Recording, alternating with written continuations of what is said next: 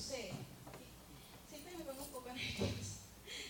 Yo usé la Nueva Traducción Viviente, así que los versículos que voy a leer, por lo menos en la primera parte, yo los voy a leer porque los escribí en el papel para también avanzar un poco. Y porque entiendo que no todo el mundo tiene esa Biblia, tiene la Traducción Viviente. Por tanto, yo voy a ir leyendo los versículos y escribiéndolo y leyendo lo que el Señor puso en mi corazón respecto a ellos. El primer versículo se encuentra en Filipenses 2, del 5 al 8. Y dice la palabra del Señor: tengan la misma actitud que tuvo Cristo Jesús, aunque era Dios. No consideró que el ser igual a Dios fuera algo a lo cual aferrarse. En cambio, renunció a sus privilegios divinos, adoptó la humilde posición de un esclavo y nació como un ser humano. Cuando apareció en forma de hombre, se humilló a sí mismo en obediencia a Dios y murió en una cruz como morían los criminales. Esa es la traducción viviente. Jesús se humilló por su propia voluntad, ¿verdad? Porque él clamó al Padre y el Padre le dijo que, ¿verdad? Él dijo, si es posible, pasa de mí esta copa, pero él como quiera, ¿verdad? Se sometió. Dejó la gloria que tenía desde antes de la fundación del mundo con su Padre, abandonó su reinado celestial y vino en forma humana, que esto ya es bastante humillación, ¿verdad? Ser Dios ilimitado y limitarse a un cuerpo. Mas aún no conforme de haberse degradado a ser un ser humano, vivió de manera humilde, sin púrpuras, sin oro y sin corona real. Se encarnó como el hijo de un carpintero y no como el hijo de un rey.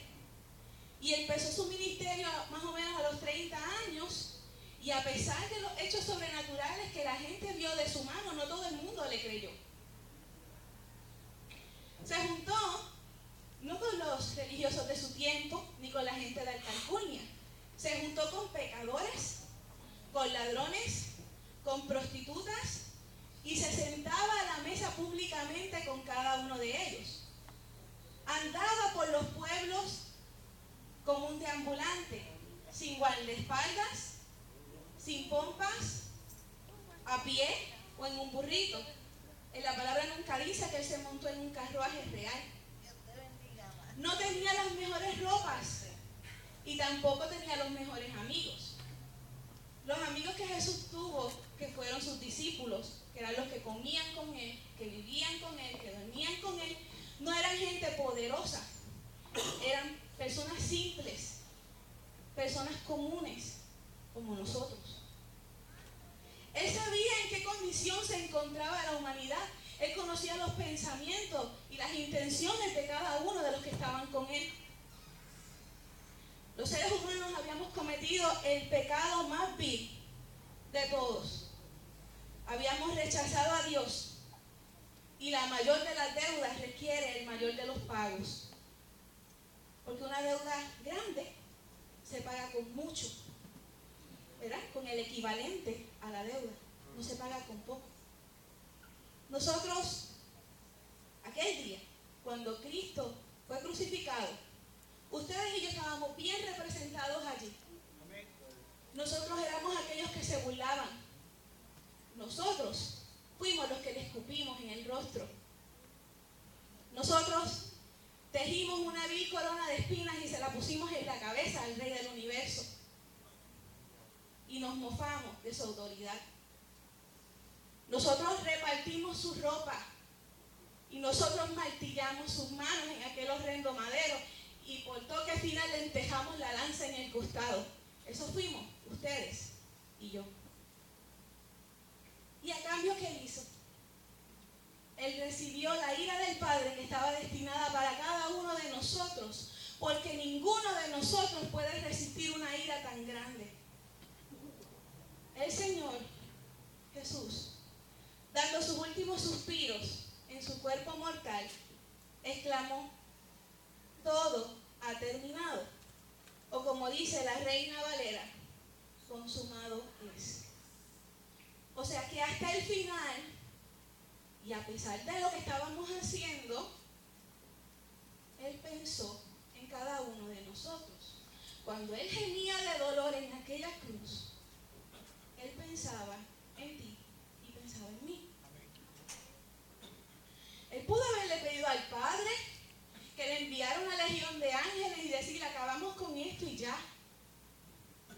embargo, dice la palabra, que Él fue perfeccionado en la obediencia y con ese sacrificio vino a ser autor de eterna salvación para todos los que le obedecen. ¿Sabe? No es para todo el mundo, es para los que le obedecen.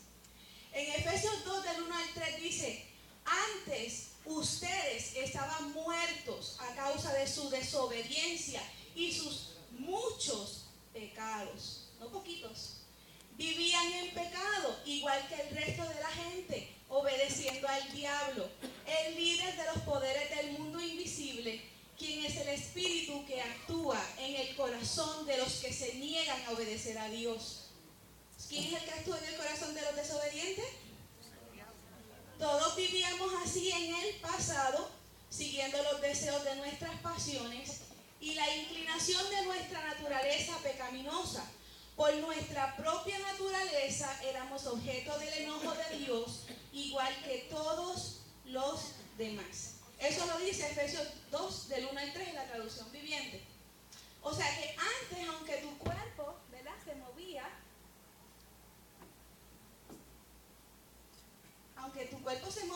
y tú respirabas y cumplías con tus deberes, realmente estábamos muertos, espiritualmente hablando. Nosotros hacíamos lo que el resto del mundo hace. Nosotros vivíamos a nuestra manera, siguiendo los impulsos y deseos de nuestra carne, que son contrarios al espíritu, porque así lo dice la palabra. O sea que nosotros vivíamos en completa desobediencia a Dios, y en esa desobediencia a Dios nos convertía en hijos de ira. Más o menos vamos a visualizarnos de esta manera. Usted está en una jaulita llena de estiércol. Usted sabe lo que es estiércol. Nos zambullíamos, nadábamos sin ver en esa jaulita, bien chévere. Creíamos que éramos los reyes del universo, que teníamos el control de todas las cosas.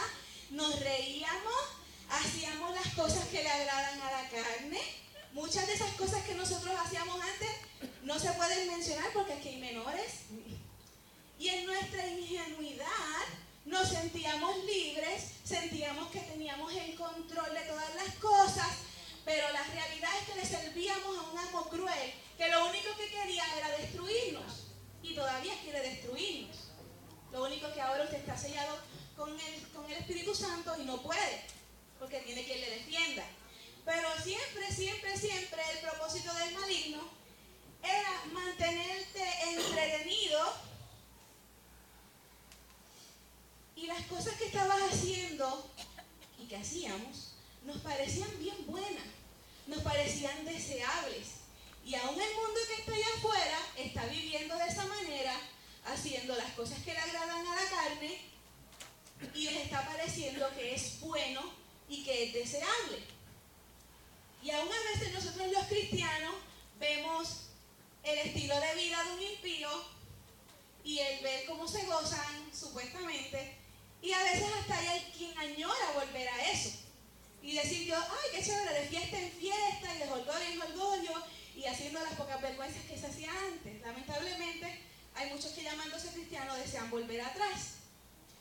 O sea que el maligno nos entretenía y nos engañaba con un espejismo de felicidad que era tan solo eso, un espejismo, porque la felicidad en el mundo no es real, es una apariencia, es algo que no tiene sustancia, es un espejismo solamente. Y mientras usted y yo vivíamos aparentando tener una felicidad que estábamos muy lejos de sentir, porque cuando todas las luces se apagaban y usted se quedaba solo en su casa, no me diga que usted era feliz. Porque ahí, cuando no hay nada en que entretener la mente, es que viene toda esa carga. Eso estoy hablando antes de Cristo. Ahí es que vienen los recuerdos del pasado. Ahí es que viene lo que hice hoy. Y todo el recuento histórico de tu vida aparece en ese instante, cuando todo el mundo se va y te quedas solo. Pero aún cuando nosotros vivíamos de esa manera tan desagradable, el Señor se empeñó en trabajar en nuestros corazones. Nosotros, por nuestra parte, lo odiábamos, lo rechazábamos abiertamente, y Él se empeñaba en amarnos sentirnos bien. Enviaba gente que nos hablara de Él y nos acosaba con su presencia donde quiera que nos metíamos. Ya sea que un tratadito de repente llegara a nuestra mano, o que pasáramos por la plaza pública y había alguien predicando en la calle, o prendíamos el radio y salió un predicador. El Señor nos perseguía, el Señor nos acosaba y Él decía, aquí estoy, y tú, a mí no me importa que tú estés ahí, yo voy a vivir a mi manera. Y lentamente, mientras más conocemos de su santidad, porque usted no puede tener la misma estatura hoy que la que tuvo hace 5 años atrás. Mientras más conocemos ahora de su santidad, más pudimos ver la suciedad que teníamos. Y en aquel momento pasó lo mismo. Cuando conocimos al Señor y vimos su santidad y nos miramos nosotros, vimos que estábamos sucios. ¿Por qué? Porque antes, nosotros muertos, nos comparábamos con otros muertos y nos parecía que estábamos bien, ¿verdad? Nosotros impíos veíamos a nuestro vecino, nuestro amigo, nuestro familiar, que también era impío, nos comparábamos con él, yo estoy mejor que él, qué chévere. Pero cuando tenemos un punto de comparación diferente como es Cristo y vemos la santidad misma, y nos comparamos con esa santidad, si usted se ve limpio, usted tiene un problema. Porque cuando nos comparamos con la santidad de Cristo, siempre vamos a estar faltos. En Colosenses 2, del 13 al 15 dice, ustedes estaban muertos a causa de sus pecados y porque aún no les habían quitado la naturaleza pecaminosa.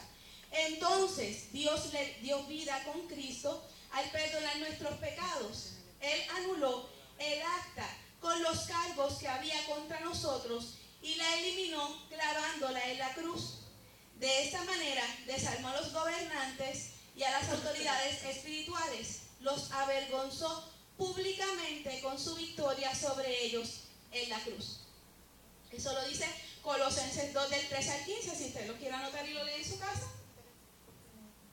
Colosenses 2, 13 al 15 dice eso. Dice, como había mencionado antes, lo vuelvo a recordar, la mayor de las deudas requiere el mayor de los pagos. Nosotros nacimos pecadores y todos los días añadíamos más pecado. Según iban pasando los días, añadíamos pecado sobre pecado, o sea que cada día aumentábamos la deuda, ¿verdad? Nuestra deuda cada día era mayor. La verdad es que nunca íbamos a poder pagarla. Ninguno de nosotros, ni aun viviendo 1000 vidas justas, o sea, 1000 vidas en justicia, ninguno es capaz de pagar una sola de las gotas de sangre de Cristo. Ninguno. Él nos vino a rescatar, Él vino a perdonarnos y a darnos acceso tanto al Padre como a sus bendiciones. Cuando Jesús fue crucificado, el maligno creyó que había vencido y habrá pensado, lo maté. Acabé con él para siempre y ahora la humanidad seguirá en mi poder. Lo cierto es que nadie acabó, ni nadie jamás podrá acabar con Jesucristo. Aunque su crucifixión parecía ser el final, lo cierto es que fue un principio. Y aquel día se anuló la ley que nos señalaba y comenzó el pacto de la gracia. En Efesios 2:8 dice, Dios los salvó por su gracia cuando creyeron. Ustedes no tienen ningún mérito en eso.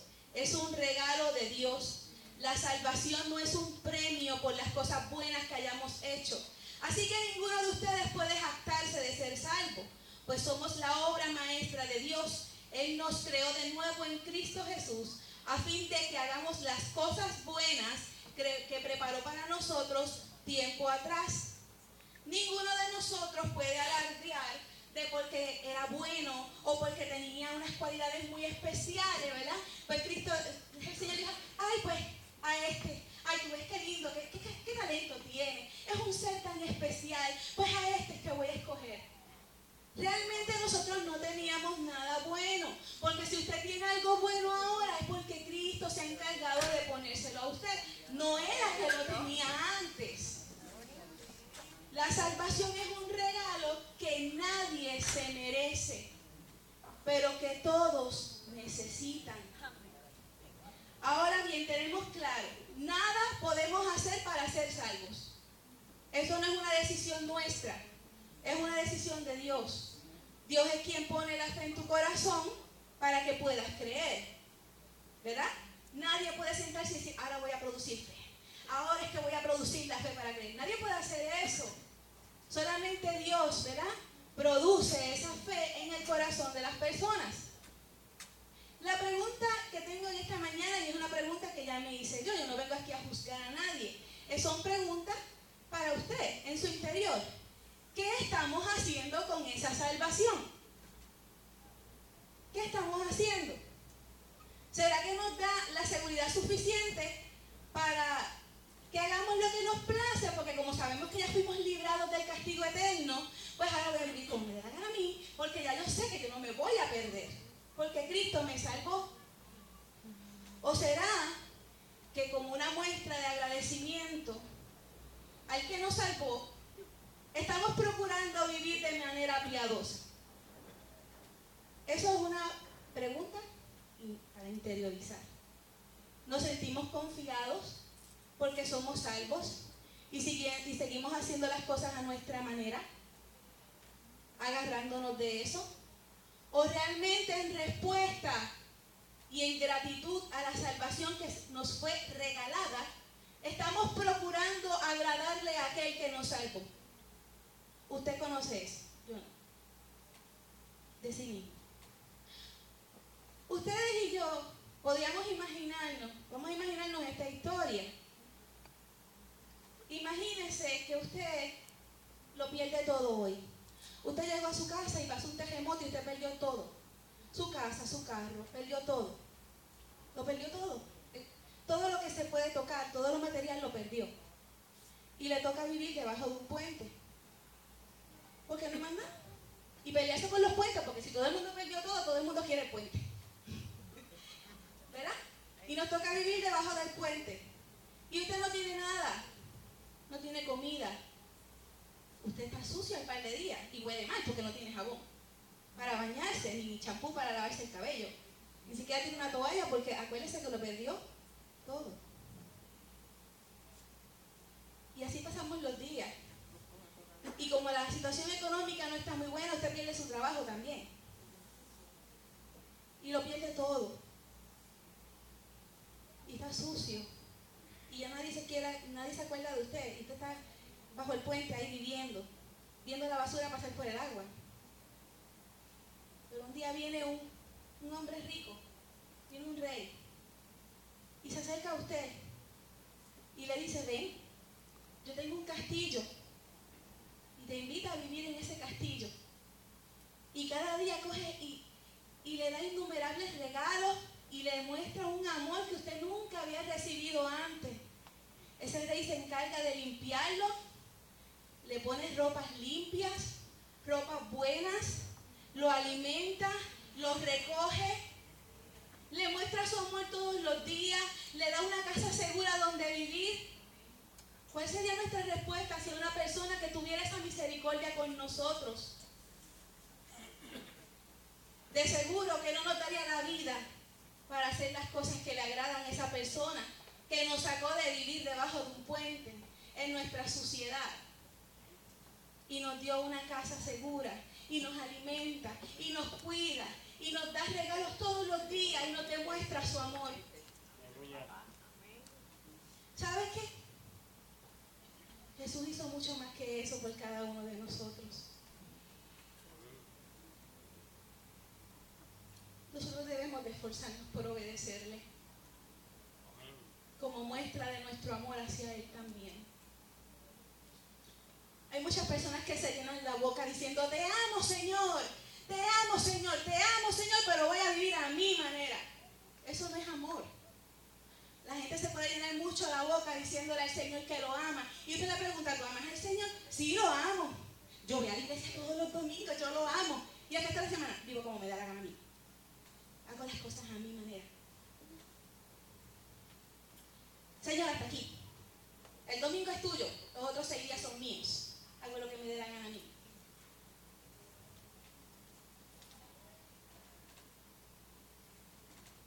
Eso no es amor.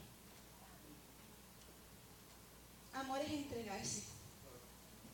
Amor es darse. Amor es reconocer que ya tú no vives para ti ni para hacer lo que te agrada.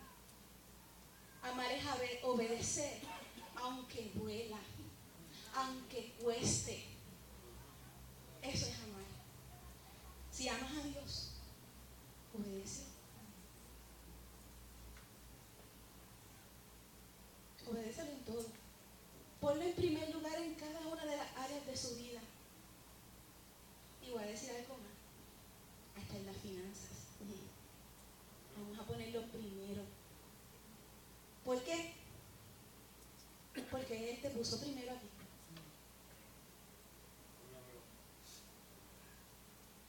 Vamos a ponerlo primero.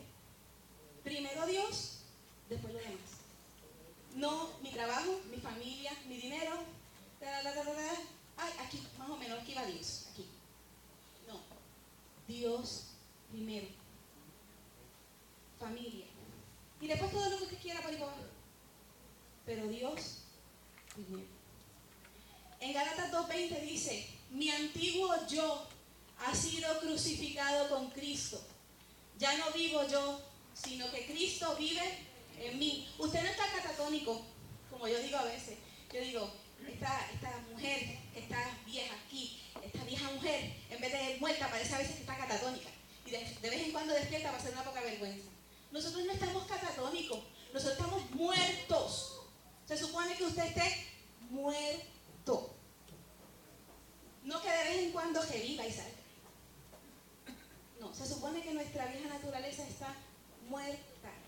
Ya nosotros no vivimos ya yo no vivo para mí.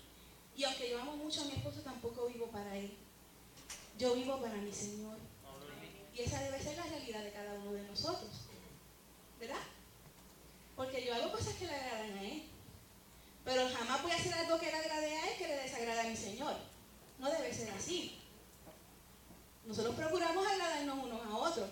Pero a quien procuramos agradarle con todas nuestras fuerzas es a Dios. Porque ninguno de nosotros puede salvar al otro.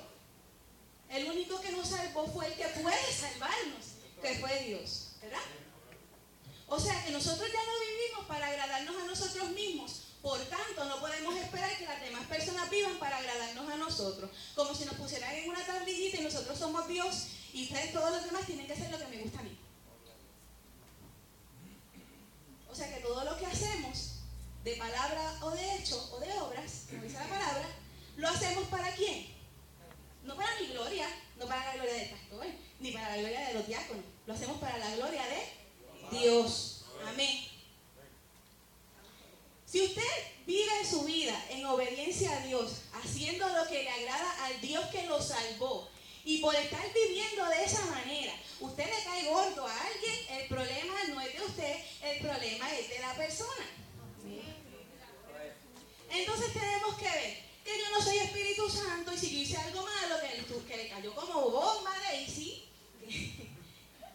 y Daisy coge y me lo hace saber, yo lo que puedo, y yo dije, pero es que yo lo hice en obediencia a Dios, ¿qué yo voy a hacer? Pues yo voy a orar por Daisy, que Daisy transforme ese corazón y se dé cuenta que yo no vivo para Daisy, yo vivo para Dios.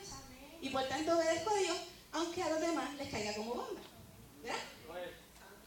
Otra de las cosas que debe haber cambiado en nosotros es la conciencia de que usted y yo ya no somos ciudadanos de este mundo. Nuestra ciudadanía tuvo un cambio. Dice en Filipenses 3:20, en cambio, nosotros somos ciudadanos del cielo, donde vive el Señor Jesucristo. Eso lo dice Filipenses 3:20 y lo vuelvo a repetir. En cambio, nosotros somos ciudadanos del cielo, donde vive el Señor Jesucristo. Tenemos que entender que Cristo también cambió nuestra ciudadanía. Antes, ustedes y yo éramos ciudadanos de este mundo y vivíamos conforme a este mundo, pero ahora ustedes y yo somos ciudadanos del cielo y debemos vivir conforme al Rey del cielo. Ustedes no sé si se acuerdan, yo no soy muy pendiente de las noticias, pero hace unos años atrás hubo un líder político que se llamaba Juan Maribras, que él renunció a su ciudadanía americana, ¿verdad?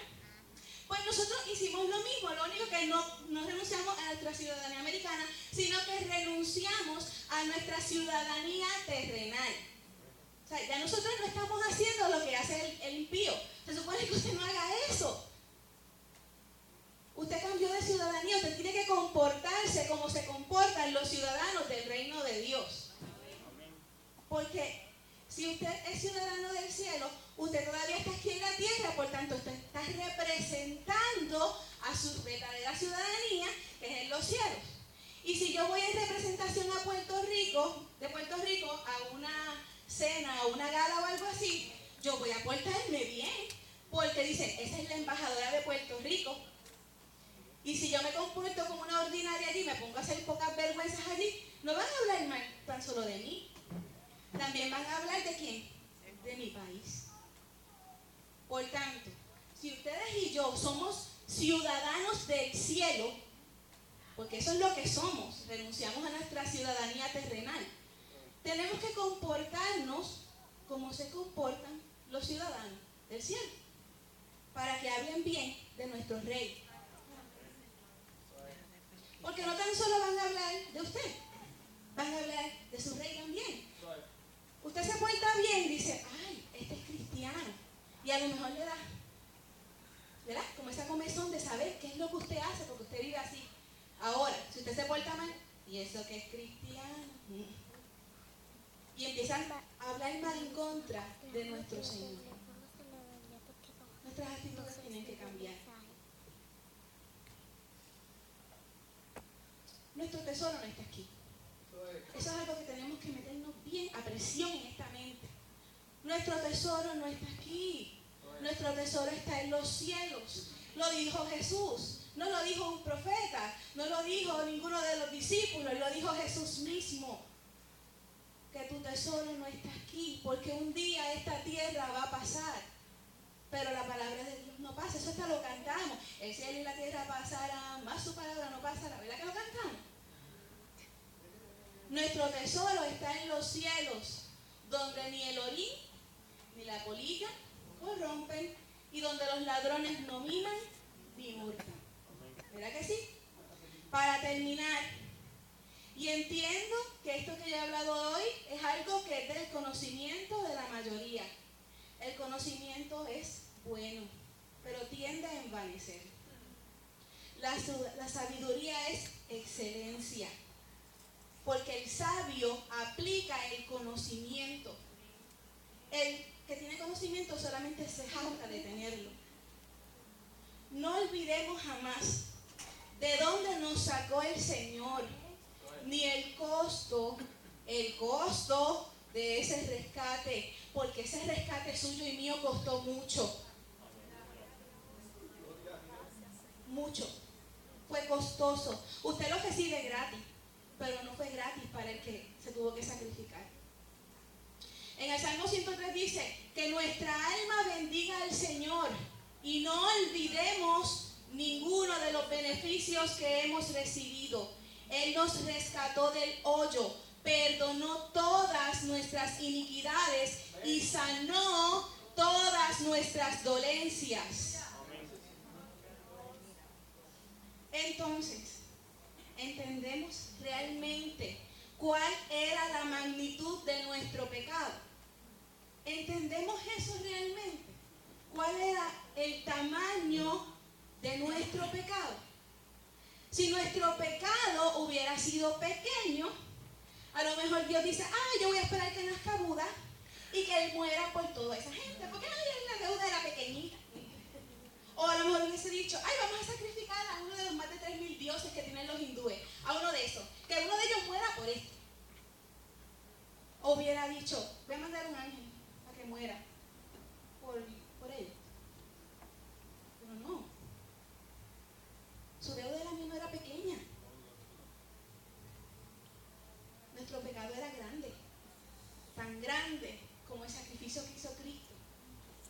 tan grande como Él. Así era nuestro pecado. Si usted entiende que le fue perdonado poquito, poquito amará y poquito obedecerá en respuesta. Pero si usted reconoce que le fue perdonado mucho, porque éramos malos hasta la raíz, ¿verdad? Porque si usted hubiese sido bueno, usted no hubiese necesitado perdón. Pero éramos malos hasta abajo. Si usted entiende que le fue perdonado mucho, entonces usted amará mucho, obedecerá mucho y no le alcanzarán sus días para obedecerlo y para demostrar su amor.